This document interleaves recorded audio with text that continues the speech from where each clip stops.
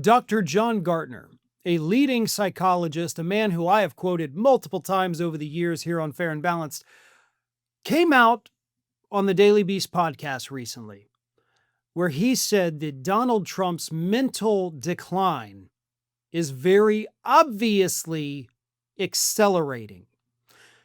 Gartner pointed to the fact that Donald Trump recently, stupidly, admitted that he has now had 3 of the Montreal Cognitive Assessment tests and that he's aced every single one of them.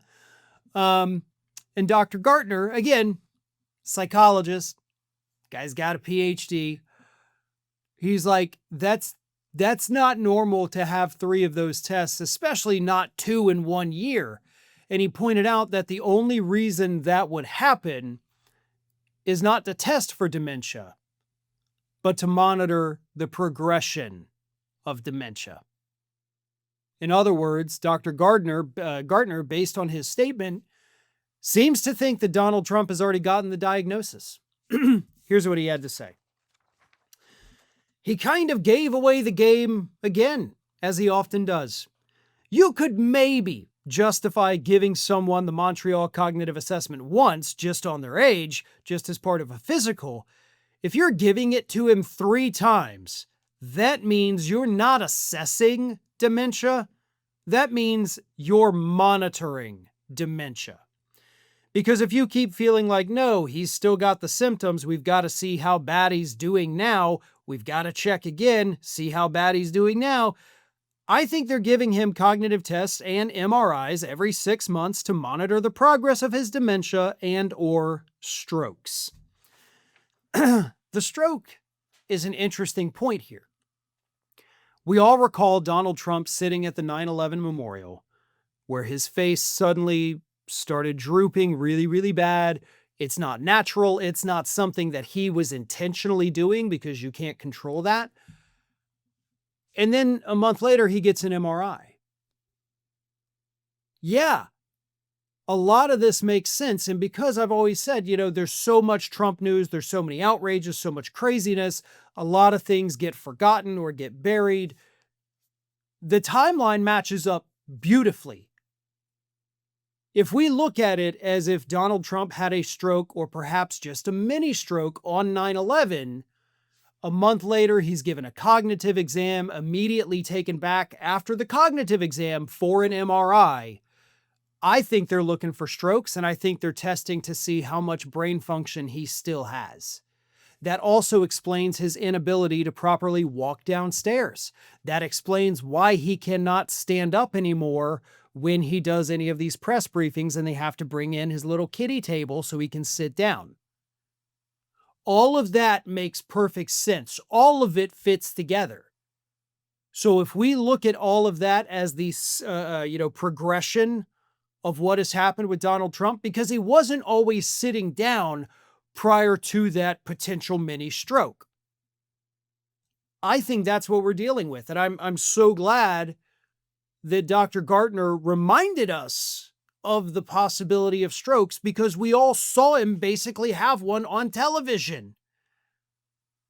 That explains the constant slurring these days. All of this fits that bill. I do think his health decline is accelerating.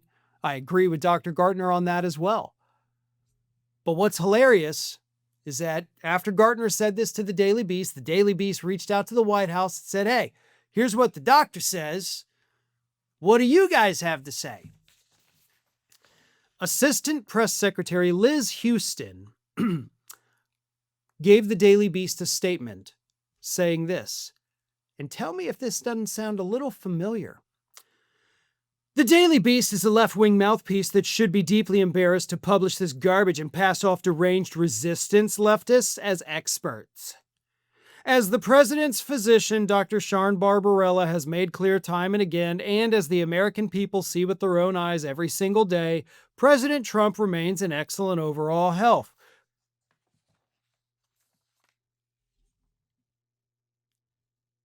Do you know? Can anybody tell me how many times I've read that statement? Not the first part about the leftist resistors, but the other part? Y'all know how many times I've read that on the air? I mean, this is a brand new article. That's a brand new statement from the White House, but it's not a brand new statement. They're using that same line. Caroline Leavitt has given it in response to the Daily Beast asking questions about Trump's health. They've given it to other outlets in response to Donald Trump's health. So, and other people, Abigail Jackson has too, I believe. So all they're doing, they now have a stock answer when asked about Donald Trump's health. That's also a very bad sign with regard to Donald Trump's health. But I have sat here and I've read that to you many times. This is at least the third time, I think maybe fourth. So the fact that they now have a stock answer to this question, that of course has no basis in reality at all, but they still have it. That tells us they know these questions are coming fast and furious and they're going to keep coming. So they'd better be ready. And that's why they're putting out the stock response. Thanks for watching, and if you are not already subscribed to the channel, please do so, and do not forget to like and comment and share widely among your friends.